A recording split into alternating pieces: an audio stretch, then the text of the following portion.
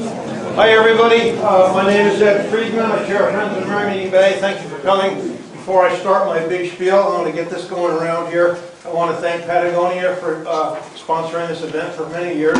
Cost us well over $1,000 to put the series on, and what they do is provide some sort of a nice product from the store to act as an incentive for a door prize.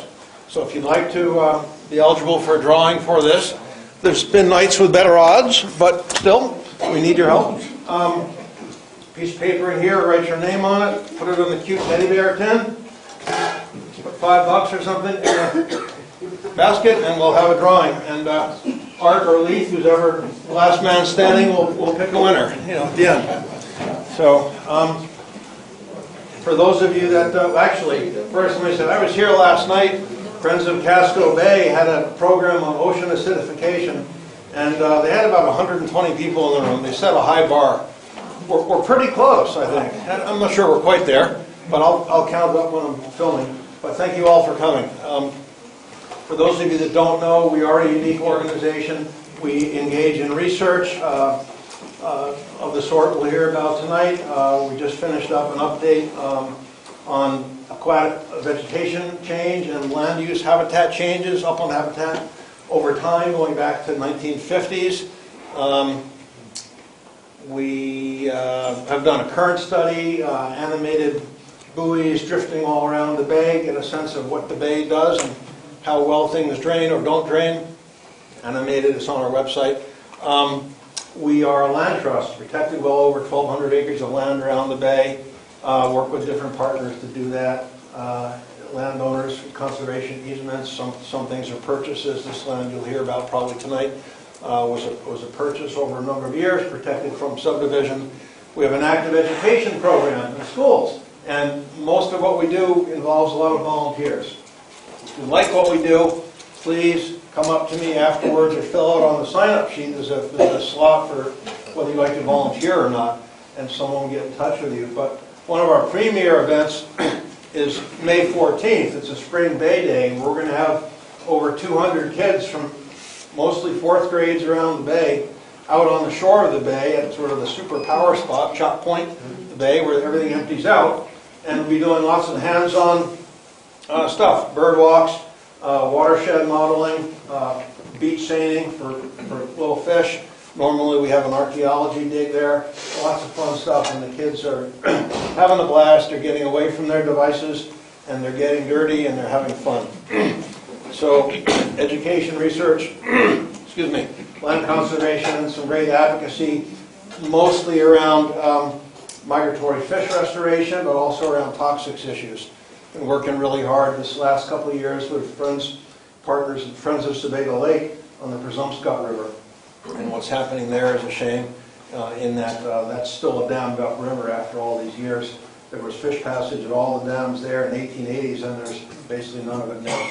And anyway, so some of the threefolds here, some information on the table.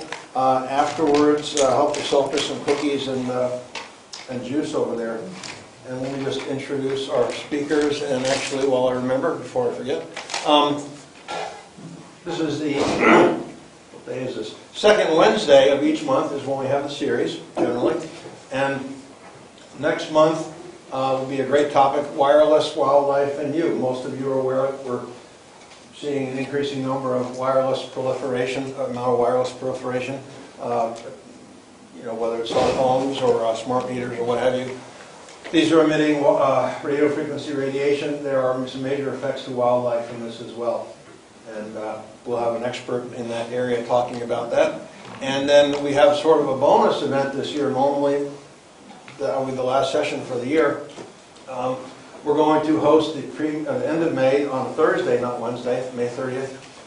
Camilla Fox from Project Coyote will be here, and she's going to be doing a May premiere of their short film, Killing Games, Wildlife in the Crosshairs, about the way we're treating predators in this country. Should be really good, be followed by a discussion. So that'll be Thursday, May 30th. Art Speece and Leith Smith over here. Art's a senior archaeologist at Maine Historic Preservation Commission. The light's off, so I can't read anymore here. That's good enough, Ed. Yeah, so PhD in anthropology and from Harvard, and we've worked with art over the years quite a bit, and protecting different areas around, and partnerships with Maine Historic Preservation over the years, often involving Land for Maine's future funding, where they are obligated to come out and do at least a phase 1 survey for the site. Sometimes it turns into more than that. Leith is sort of ARC's counterpart in the realm of historic archaeology, and has done a lot of field work in Africa. And you've been here for what, about 4 or 5 years now?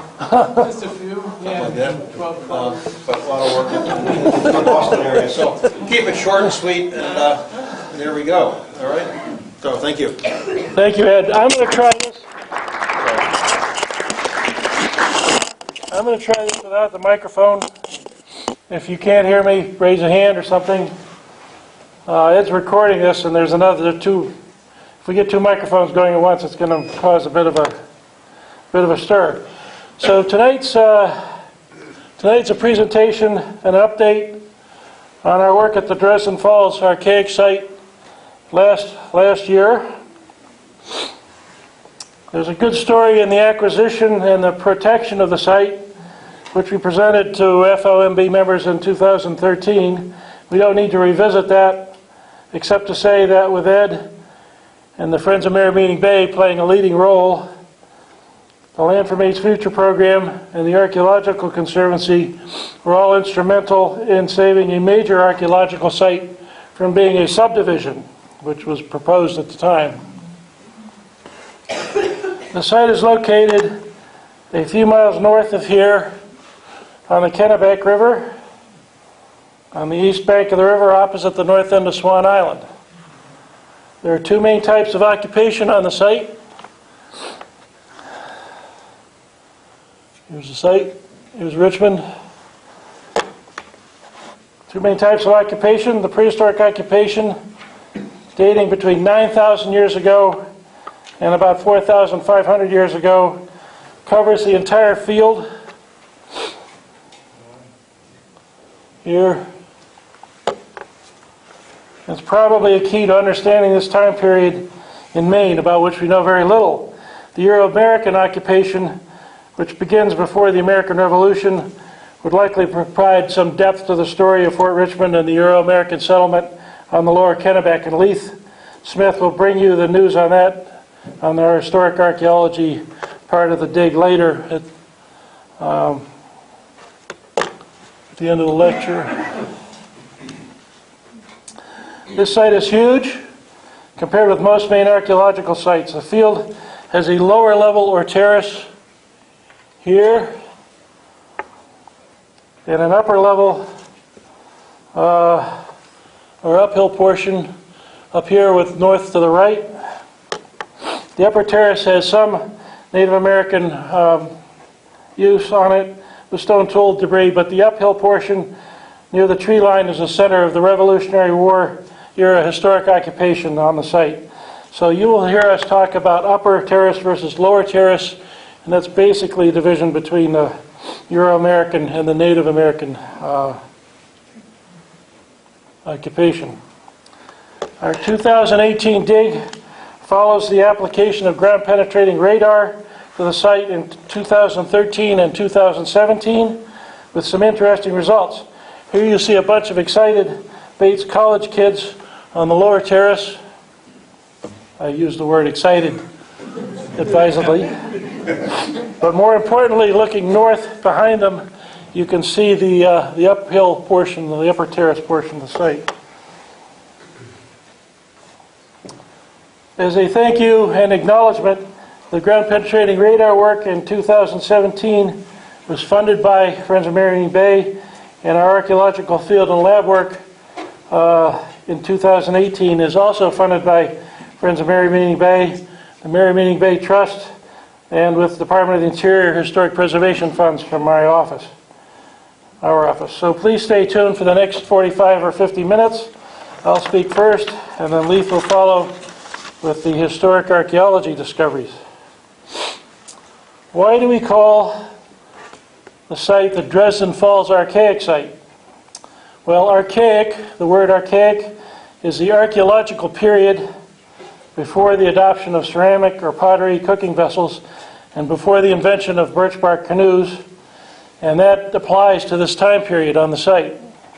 So people traveled on foot or in dugout canoes at this time, which were not portable. Today there are no falls on the Kennebec River until about Augusta, well, what used to be Edwards Dam in Augusta, and now Waterville. This portion of Upper Merrymeeting Bay is tidal now, as most of you know. So why is this a Dresden Falls site? Relative sea level has been rising since the end of the Ice Age. It was much lower. At the end of the Ice Age, sea level was about 200 feet lower than it is today. It's been rising ever since. There had to be some reason for the intense, presumably seasonal, Native American occupation on the site that lasted for 4 millennia, 4,000 years here. Our initial work on the site a decade ago found lots of burned animal bones from plowed up hearth features, including lots of bone from very large fish. We looked at the topography of the situation, realized that there's a very narrow channel here, very narrow channel here. Here's the site and this bedrock control point and Little Swan here. So there's a very narrow channel in here. On the east side of Swan Island. Based on post-glacial sea level rise along the main coast, between 9,000 and about 5,000 years ago, Merrymeeting Bay was a freshwater swamp and marsh complex. And the freshwater Kennebec rushed down the channel here. Looking at the bedrock on the bottom of the Kennebec River on the underwater contours here, there is a plunge pool where the bottom of the Kennebec River, the bedrock bottom, drops about 30 feet between here and here. The Narrows, and probably a bedrock sill between Goodwin Point and Little Swan Island, created one of the more spectacular falls on the Kennebec River before it was flooded by sea level rise. We know from Fort Halifax and Winslow today, in Waterville, that such falls are the places where anadromous fish congregate: striped bass, sturgeon, salmon, and maybe shad and alewives, whether or not they can get above the falls. Until 20 years ago, the site was an actively farmed field, and the farmer's name was Hoodlet. There are a large number and variety of stone tools picked up from the surface of the field. Again, here's the site here. It covers about 12 acres.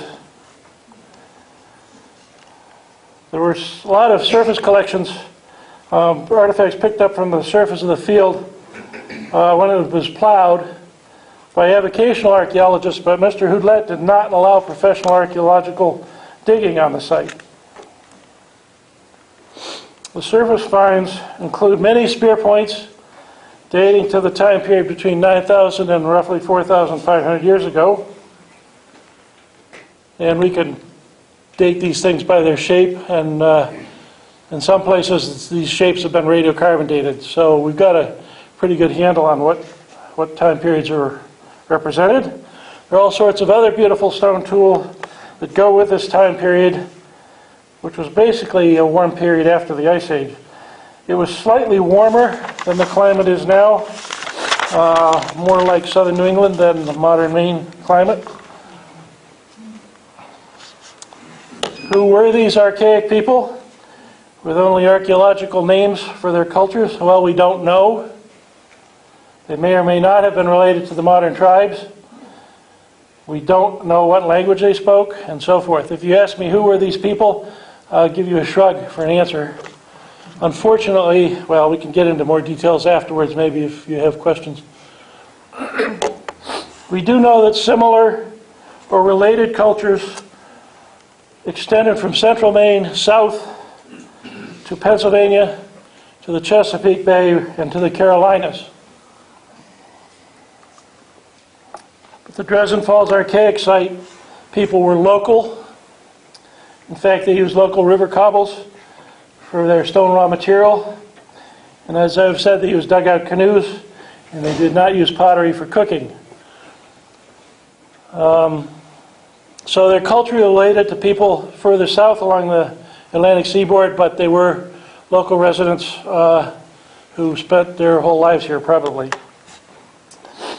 We do have some information about what is below the plow zone from Historic Preservation Commission archaeological work during the acquisition of the site. Originally working with the aborted subdivision development in a power line trench. There was testing done in 2008 and 2010. Below the plowed ground layer, which is about a foot deep, are the bases of many Native American garbage pits and fire hearths. I'm pointing to two here, these dark stains in the wall of this power line trench.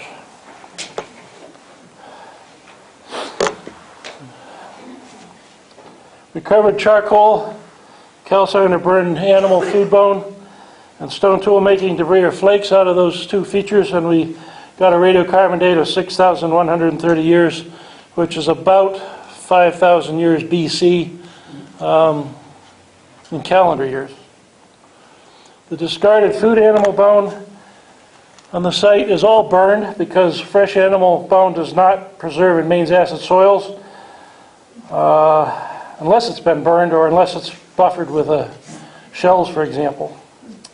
It is rare to have a large sample of food animal bone from an inland site, and there is a very large sample from the Dresden Falls Archaic site. Much of it is large mammal, and one that can be identified as white-tailed deer. Remember, the climate was warmer than it is now. White-tailed deer. There's also beaver and turtle, as one would expect near a freshwater wetland. But the vast majority of the bone is from three species of large fish: salmon, Atlantic sturgeon, and striped bass. This particular bone here is a modern 8-pound Atlantic salmon vertebra backbone, and this is a quarter section of an Atlantic salmon vertebra from the site. So that is twice the size of the 8-pound modern salmon. And if you do the math, it probably came out as about 30-pound Atlantic salmon. The striped bass are also very large, and of course they're very large sturgeon in the river then as now. A woman who's a local expert on, actually she's a nationwide expert on charcoal, happens to live here in Maine. Nancy Ash Seidel examined and identified the charcoal samples from one of these pit features. Tree wood species include maple, birch, hawthorn, beech, ash, hornbeam, oak, elm, and white pine. Sounds like a southern New England forest or something south of what is now in central Maine. There were a few pieces of acorn, but no other nutshell. At least for the seasons that people were using the site, nut harvesting was not a focus of their economy. Fishing was the economic focus. The time between 9,000 and 4,500 years ago was, as I said, slightly warmer, and there was a freshwater falls there, which attracted probably a huge fish. It's a great place to catch fish. These folks are here on a seasonal basis to stock up their food supply. Remember, this time was thousands of years before the invention of clay or ceramic cooking vessels. And yet we find burned clay scraps at the site. This one here being the best one. This is all different images of the same piece of burned clay. It seems to be a piece of clay with grass or plant fiber impressions on the exterior. See all these little, it's like somebody squashed clay into some kind of a grass basket or container. And on the other side might be what I'm guessing might be fish, an impression of fish skin. So I think that some of their cooking might have been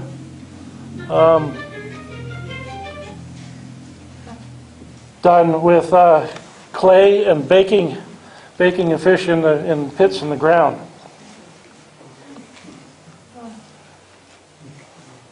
Also, I suspect much of the fish was dried and smoked for later use. Before the ground penetrating radar study and the 2018 dig, which I'll get to into a minute, we suspected also the presence of one or more historic houses or farms on the site based on a map that was made just before the Revolutionary War and some bits and pieces of historic artifacts that were found, especially on the upper terrace. I'm not going to steal Leif's story, but to introduce you to the concept that the historic stuff will be coming later, I want to show you this map. So there's probably a mid to late 1700s farmstead on the site. Here's Goodwin's Point that narrows between the site and Goodwin's Point and Little Swan Island, and here's the field where our dig was. So, for the record, until last year, archaeologists had excavated about 25 square meters. Excavated and tested about 25 square meters on the site. Maybe examined another couple dozen meters, maybe a total of 40 square meters. This was on a site that covers 12 to 14 acres. So we had looked at about 0.05% of the archaeological site. We basically, discussing the issue with Ed over years and years, last couple of years, decided that the next step before further excavation should be some kind of ground penetrating radar or other remote sensing study to see what other types of information we could get from below the ground surface. There were 2 rounds of ground penetrating radar work. A trial run in 2013 down here next to the garage, and then 2 areas in 2017, a big area here and a small area up on the upper terrace. The work was done by Dr. Alice Kelly, Andy Heller, and Jackie Miller from the University of Maine in Orono. In 2017, the really serious GPR work on the lower terrace was done looking for archaic Indian features in the ground, and on the upper terrace we were looking for the Revolutionary War settlement. So let me spend a few minutes explaining what ground penetrating radar is. Ground penetrating radar does in fact see below the ground surface, but there are lots of ifs, ands, and buts to that. Radar waves, which are electromagnetic, are transmitted into the ground. The radar waves pass through most of the material in the ground and return or bounce off. Differences in density or really noticeable difference in materials in the soil. The GPR unit itself is called an antenna. The antenna is mounted on some sort of sled that allows the antenna to run right over the ground. The antenna has to be more or less in contact with the ground, which is important. That means that vegetation has to be low and pliant. It doesn't work too well in the forest or in brush. It doesn't work at all. Grass, such as a mowed lawn or field, as at this site, is the best. The sled that the humane uses looks a lot like a baby carriage. Kind of, really. High-wheeled or a high-wheeled lawnmower. And GPR antennas come in several frequencies. The higher frequency, the smaller the object, and the shorter the distance you can see into the ground. The antenna used by Humane is, I think, 500 megahertz, if anybody's interested. And it seems to have a practical limit of about 2 meters in depth, 5 feet, 6 feet, something like that. And it can see rocks and cobbles about the size of a football. The best resolution is done by running the GPR back and forth at a half meter or 1 meter intervals. The machine likes to run in straight lines, so running the machine back and forth feels an awful lot like pushing a lawnmower back and forth. Back and forth, back and forth. And like a lot of archaeology, it's work and it's not that exciting. except that the operator has to pay attention to a little screen, a little computer screen on the machine there, set up on the handlebars. The GPR is computerized. An integral computer does the basic storage of the data. It stores gazillions of bytes. I don't know exactly how many gigabytes or terabytes in a big project like this. One can see some really obvious things on the little screen in the field, but most of the information comes from computer processing back in the lab afterwards. The output of this process, even after initial computer processing, is a black and white and gray pattern that looks to me like the mother of all Rorschach tests. And the computer in the lab, the experienced GPR data person then tunes out a lot of interference, increases or decreases contrast, plays with various digital filters, and can come up with a two-dimensional map set for a specific depth, such as this upper thing here, or a cross-section looking through the ground on a specific line slice. So here's the ground surface, and the radar waves are bouncing off of something down on the ground. There's skill involved and artistry as well as science, and I'll address that subject more in a few minutes. So this is what UMaine generated in 2017 that sent us back into the field in 2018. Archaeological testing of radar interpretation is called ground truthing. The upper terrace data in 2017 are actually so clear that even I can see it. There are lines that run these black lines that run through the pattern northwest, northeast to southwest, and it looks like there's something crossways here. And the ground penetrating radar people at Orono imposed this little red outline. It's actually about 5-8 meters across, and they said, we think there's a historic house there. Okay, that got our attention. Here's our testing plan for the lower terrace. The blue box, by the way, here. Sorry. This is one of our test pits from 2008. So we had some preceding information there. We already knew that there are pit features and fireplaces there.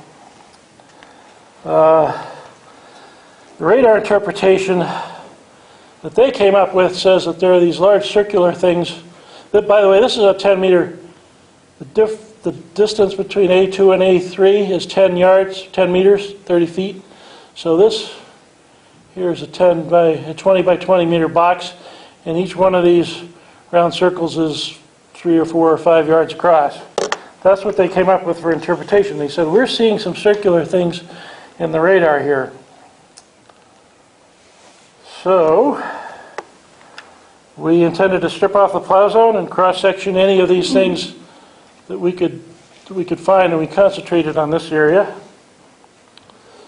Now back to the upper terrace. This was our plan, was to dig one of these blue boxes or something like it and intersect what we were anticipating was a Revolutionary War house. And this is the lower terrace where we wanted to cut across at least one of these round things and maybe find a Native American house.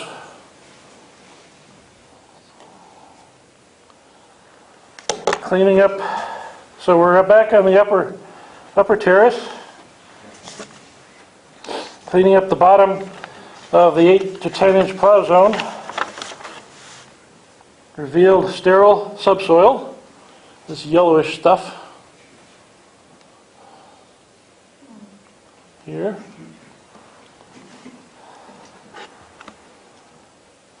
And when we got down into cleaned up the bottom of the plow zone and the yellow stuff was well exposed, we found a bunch of plow scars, the bottom of one of the deepest plowing episodes on the site. So when the plow cut through the sod, This was the deepest it got, and that's what's left. And I didn't orient this correctly, but there's nothing else there. This is sterile subsoil. There were a bunch of artifacts in the plow zone and these plow scars. So what the ground penetrating radar picked up here, at least going this direction, are those plow scars. It's sensitive enough to pick up the difference in the soil moisture content between the plowed ground and the subsoil. It was a big disappointment. And Leaf backfilled that test area quickly and went on to other stuff, and he'll tell you about what was a major success in a few minutes. So we got the heck out of that spot, and we turned our attention to the lower terrace where we thought there might be this Native American house. We laid out our dig area. This wall here goes right through the middle of what that interpreted circle was.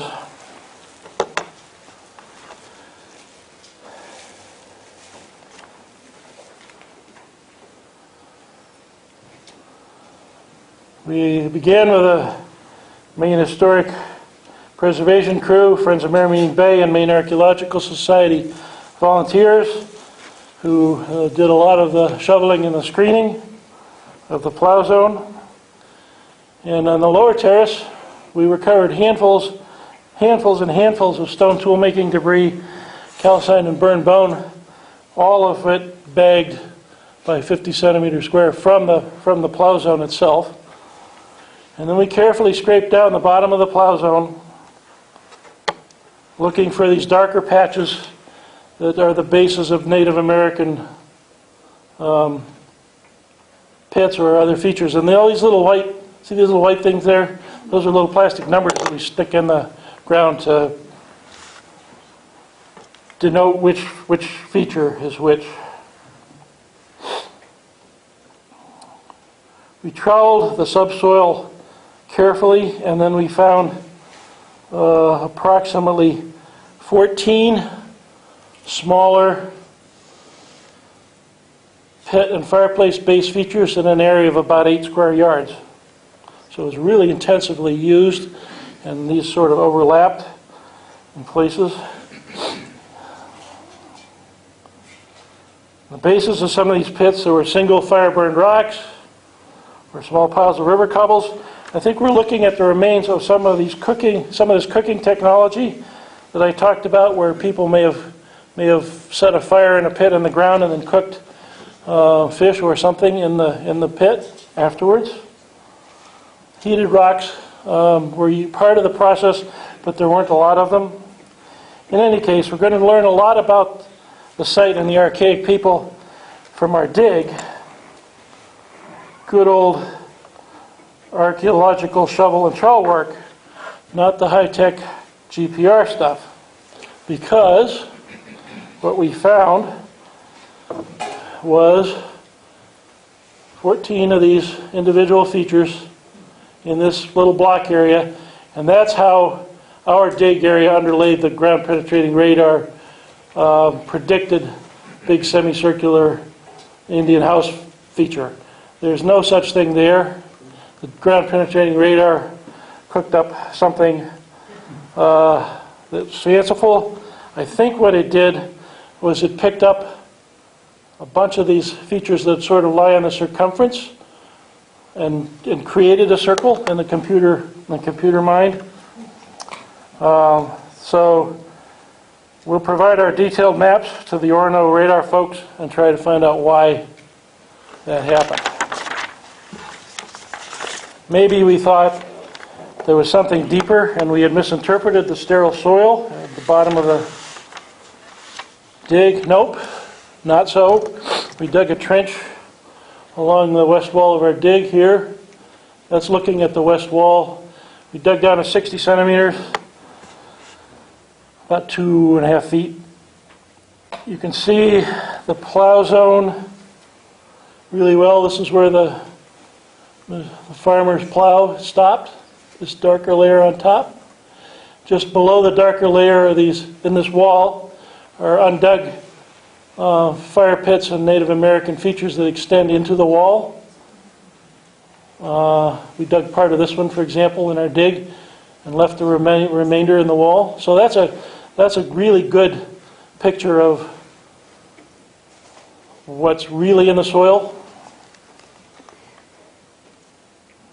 And you can clearly see where the plow came along and zipped off the top of this Native American fire pit and threw some of the dirt sideways.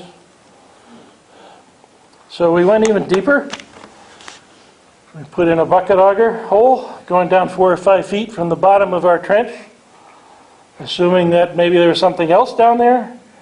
Nope. We hit layers of sand, sterile sand, silt, and then we hit gravel at about 7 feet depth below the sod layer. There's no archaeology at all below the bases, the bottoms of those fire pits that are in the wall here. So we got a heck of a lot of data. We got a tremendous amount of information from the dig, but it has nothing to do with the ground penetrating radar results. And we did it that way on purpose, so we get some information, a lot of information, no matter what the ground penetrating radar said. For example,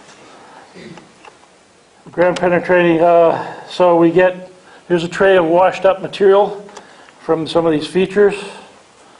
There's all kinds of stone tool making debris, and then there's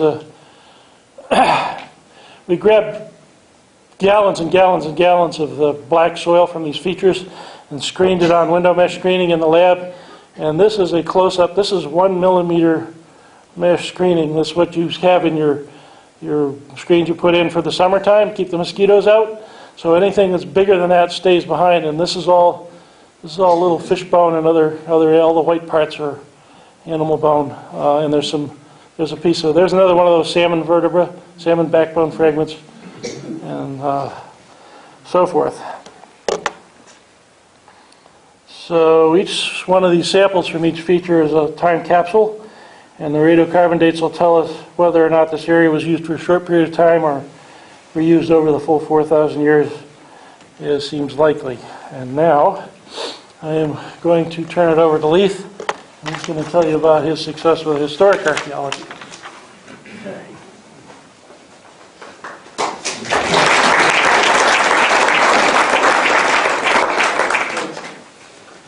As Art has clearly demonstrated, You're going to have to speak up.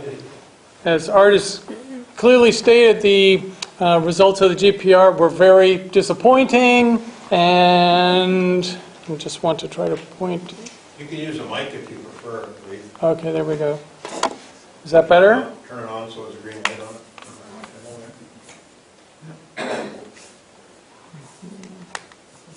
Is that better? Yeah. Okay.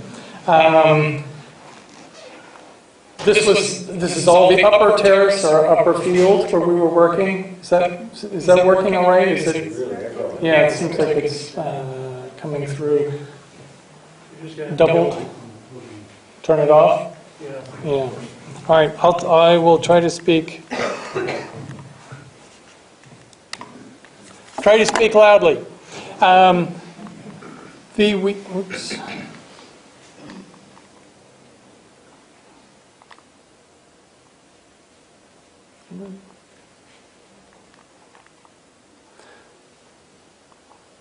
Okay.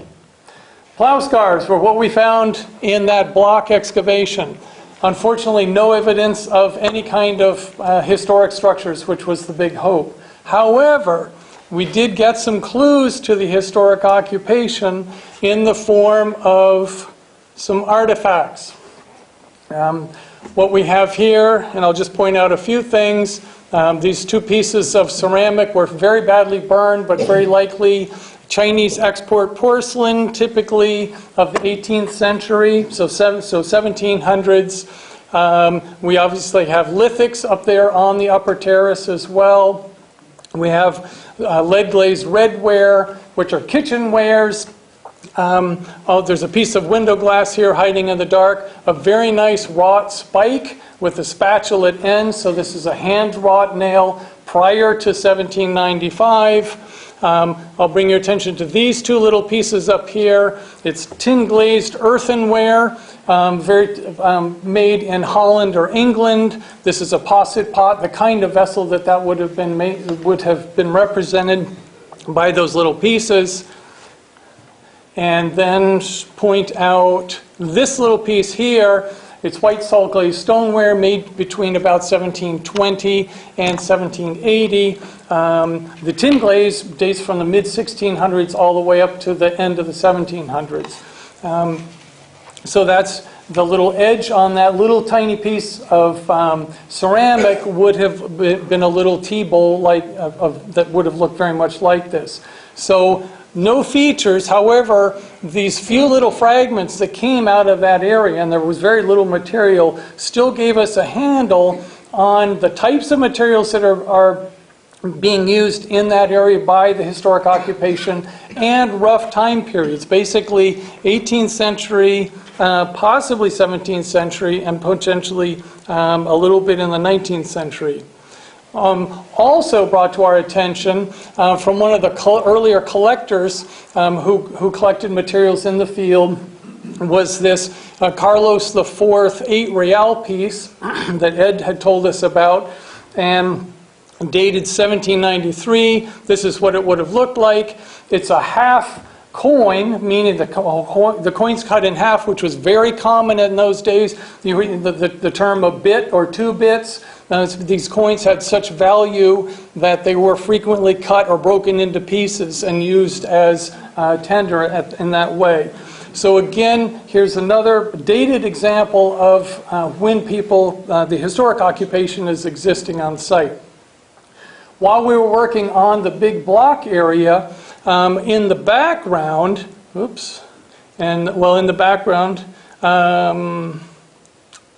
sorry, this thing is trying to, hold on, I'm just going to use this. There we go. There's an extension of the woods line just north of this area that stuck out into the field. During our initial walkover, I had noticed in those, just inside the trees, there were some stone foundations and what looked like possibly sort of an earthen barn ramp. So that basically told me there was a good chance that there were historic remains in that area. Also, where the woods are, it's the highest area of elevation. Again, indicating that's where you're going to have the greater likelihood of historic occupation. So as the block excavation was closing up, we decided to move up to the woods line, essentially, to test in those areas to look for areas of more evidence of objects, of artifacts, but also still hoping to maybe get some indication of buildings that may have been on the site. Just quick review. We first put in just a whole series of units up along the tree line, starting where this potential barn ramp was, and then focused west of there between the river and the barn ramp. Here we are. We've laid out units. There's a unit here in the foreground, and our first unit right here. We came down. One of the first things we noticed actually was the soil was quite different from out in the field. We had this nice yellowy brown soil, whereas out in the field we came right down under the plow zone on that sort of olivey gray clay. So this was an intact B horizon, which immediately told us the plowing had not been as deep in this area, so there was a greater likelihood of the preservation of features. Right off in our first pit, we found a rectangular area of dark soil. We excavated that out about 2 inches and found a post hole, a very nice post hole right underneath that. Excavating it out a little more, we found a hole that was dug, and then the round post was set into it. We sectioned the post. It went down about 1 foot into the ground and was set on stones. What we think this is actually a post that would have been under the floor of a building. That rectangular area that was sitting above it was probably a thick board, 2-inch plank that was set on top of that post, and then a joist a floor joist then would have been set on that. So essentially that board would have been between the top of the post and the joist. This is very common in buildings in the 18th and 19th century, just to keep the floors and portions of the building up off the ground. So this is not a wall post that would have extended up much higher. So in finding that, obviously it was very exciting. We had actually a real feature, a historic feature. We then moved to the east and to the west, expecting that if there's structures in this area, hopefully they were aligned perpendicular to the river or even with the river. We first moved to the east and found only a stain from a tree root, and then moved to the west. And there's a couple recognizable faces here. Started excavating out a few units and immediately started hitting a bunch of stones. You can see on the tarp back here.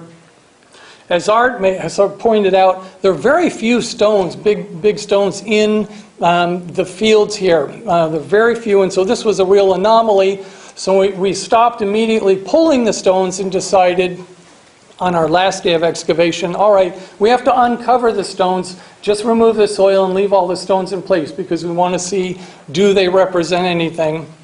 Of course, there was grumbling because we were on the edge of a field, and there was a possibility that all this was a pile of stones left there by various generations of farmers getting stones out of the fields. However, we had to try to see what might be present. So by the end of the day, this is what we had exposed. It's basically a layer, 1 to 2 layers of stones covering an area. The interpretation right now is there's a very good likelihood that it's a chimney base of some kind.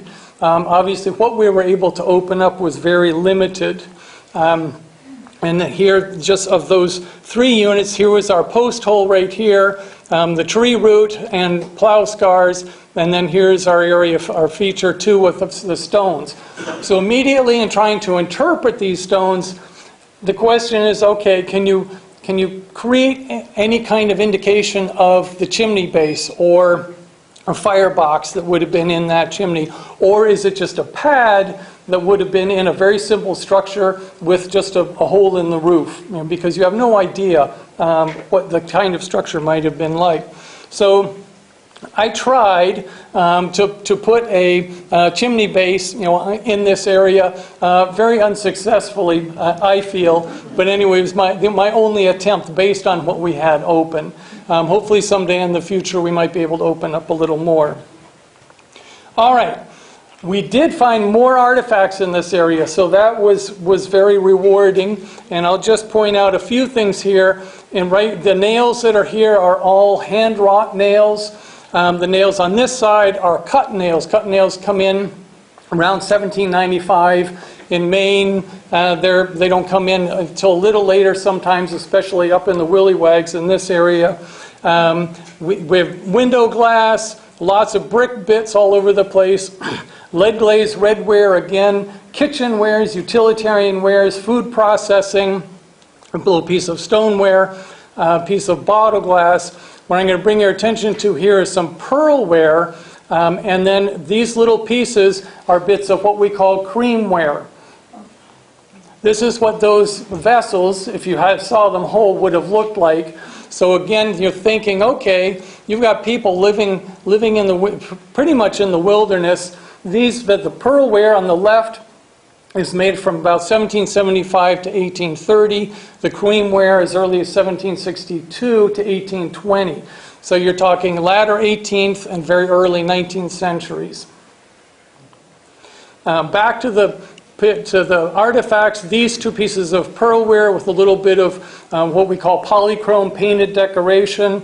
Again, these are the kinds of vessels those would have represented. So these are what people on the site were actually using. These are just drinking tankards, hand-painted. During lunchtime, while we were up there, instead of just sitting eating lunch, as I often do, I kind of wander around walking the woods line, looking to see if I could see any other indications of stone walls. and found this little piece of gray stoneware, turned it over, and found the blue bands on it. This was exciting because this is German stoneware, typically from the Westerwald region of Germany, and it dates from basically the latter 1600s all the way up to the end of the 1700s. And it was very commonly used to make tankards or mugs similar to this. So here we have another good indication of the time period of when people are there. All right, we were very fortunate in that the Friends of Merry Meeting Bay provided enough funding for us to do some documentary research, including a search of the titles for the property. And we started off with, here's the lot that we actually started off with. Here are the fields where we were working, the northern edge of the field, and the woods. What was very rewarding, first, just looking at the property lines, and this is from the town tax maps, is this long lot actually incorporated the north end of the field and the woods, which was exactly where I had predicted that the early historic occupation would have been located. We were also fortunate in that there's been a recreation of the early lots starting in 1752 by the Plymouth Company. The lots were laid out at that time. In 1753, a year later, they rewarded to Amos Paris here 2 lots, 2 20-acre lots, and it was these 2 lots, 14 and 42. Now this, I'm just so you're not confused, this lot here is represented by this lot here. All right, this is Route 128, and then of course the river here. What was interesting is that, and this was very common at that time, when Amos was awarded that land, he was required in 7 years to build a house 18 feet by 18 feet. It often would be 18 by 20 feet, and also clear 5 acres of land, 5 acres of land that was suitable for tillage or the growing of fine English grass. So by 8 years, Amos was rewarded by then the Kennebec proprietors, and they gave him this parcel, our parcel. And so he receives that okay, I know you're only supposed to put like 3 or 4 points on a slide. However, this is the last slide, just to give you an idea of what the research of the results of the title search were. Here we have Amos up here. As early as 1753, he may have built his house on our parcel closer to the river, because the river was the highway. At that time, Route 128 barely existed. It would have been a paper road. So there's a very good chance he built closer to the river. And then he was awarded, actually, our parcel, which was of 30 acres after that. He only then stays there a year longer. Abile Lovejoy, and you remember on the topographic map, Lovejoy's Narrows, that's the time period of that name and has stuck to the area, is from the 1760s and 1770s, so it's quite interesting in that sense. Abile Lovejoy, oh, this got messed up again. Anyway, he was there for 16 years. And then you basically just get an idea of the different people who were present there.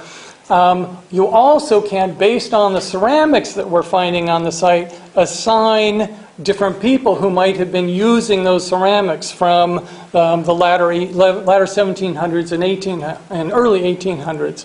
I'm just going to point out one thing that was kind of interesting. Nathaniel Brown here was on the property. I'm sorry this table got messed up somehow, but he owned the land for five years. He sold the land to Ezra Taylor, the next owner. At some point, Nathaniel probably met Peter Lemercier and decided, and Peter Lemercier needed a really good farm or messuage and land. Nathaniel knew of some. He went to Ezra, purchased the land from Ezra for 400 pounds and then sold it to Peter Lemercier for 500 pounds. So in one day, he made a 100-pound profit.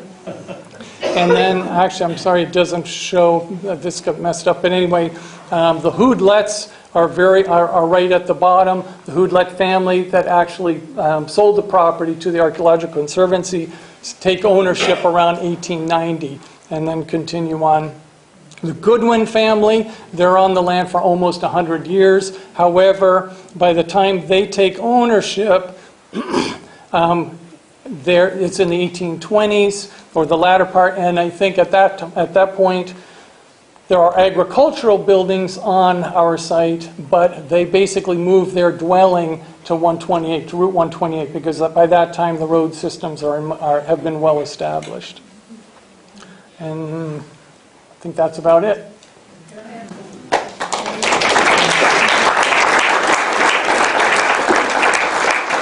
Well, you can understand we had some success, despite the fact that the ground penetrating radar didn't help a lot.